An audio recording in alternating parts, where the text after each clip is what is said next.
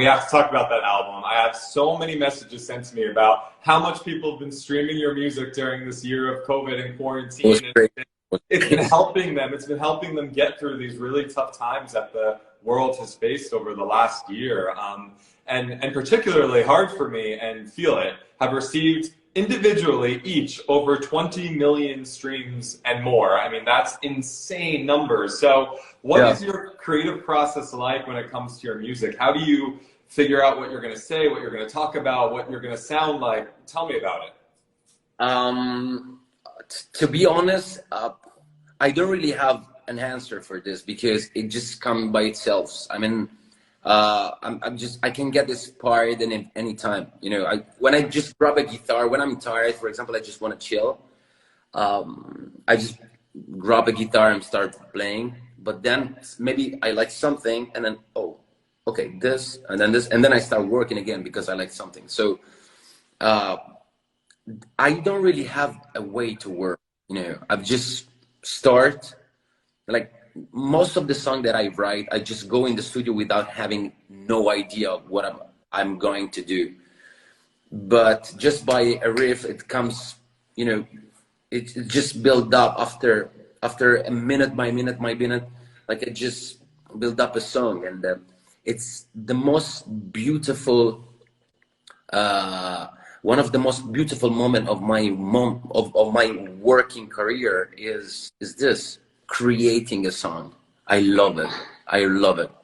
Wow, it's really cool that you are a songwriter for one, but you also talk about things that are, you know, personal and real, and your songs tell stories, right? They're you. It's actually you coming through with the music, and I think I've seen a lot of your fans write that they feel so connected to you through your music.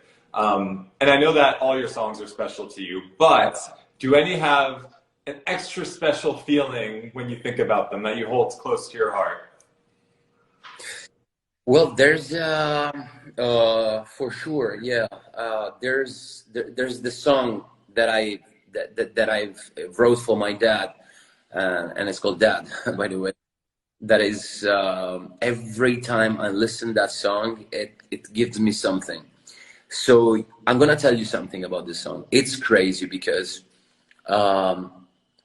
Sometimes I'm with my son Marcus, who has 6 years old, and every time I'm with him and we listen to the song, he starts crying without no reason. Wow. Without no reason. Every time I ask him, like, Marcus, why do you cry? Why do you cry? Like, I mean, what happened to you? And he's like, I don't know, Dad. I feel I can control myself, and you know, and this comes out, and I'm like, wow, that's amazing. But like, Daddy, you don't have to feel, you know, ashamed of this. This is something crazy, you know. So every time, like, till the point that I can't listen that anymore with my son, because every time I listen that, it's just start crying. Wow. Wow. So that's clearly special for both of you. Yeah. I was like making that song. It was like, you know, doing an exorcism for the pain that I had inside, because for many years I didn't speak about him anymore. So like after a lot of years that I wasn't speaking about him anymore because it was sucking inside me, I couldn't talk about my dad. Like, I just went to the studio, and the only way that I had to speak about them, and again, was through something, through music, you know. And it was amazing because now I can talk about my dad without any problem. But before the song, I couldn't. I didn't want it to. I didn't feel to. Yeah. Yeah. Well, that's the power of music, and that's why a lot of your fans say your music helps them in so many ways, and it keeps them going, which I think is such a beautiful thing.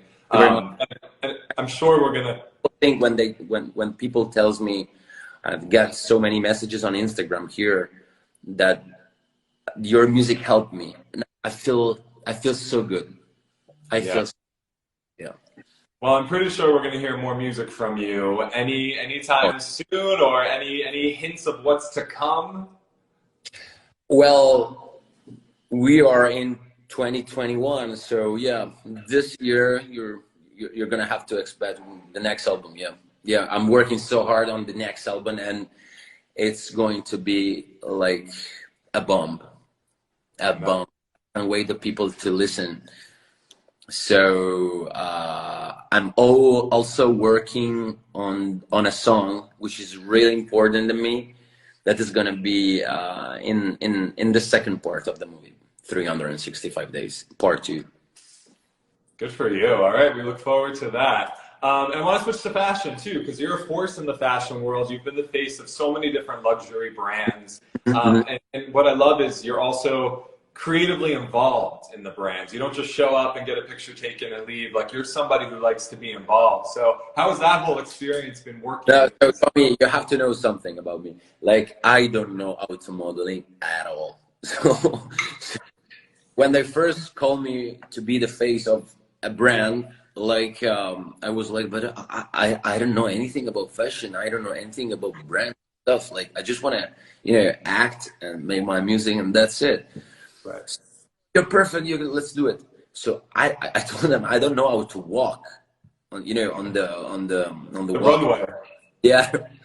So they're like, no, you don't have to do that. So every time I'm shooting a campaign, I have someone next to me that tells me what to do, because I'm a total idiot in front of the camera when I do picture. I don't know how to, like, I feel, because trust me, I have some people that they tell me what to do in front of the camera when I shoot, because I don't know how to pose at all. Well, you're pulling it off, so you're doing a good job. Whatever's going on behind the scenes, you're pulling it off. But congratulations on all of that. That's a really cool thing to be a part of.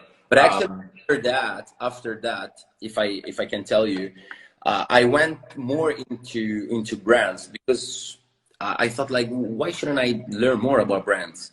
And I started making my research, and actually that's why I've opened my personal brand, and it's called, if you go on Instagram, it's called Aurum Roma, and I make kimonos and underwear and beachwear for girls.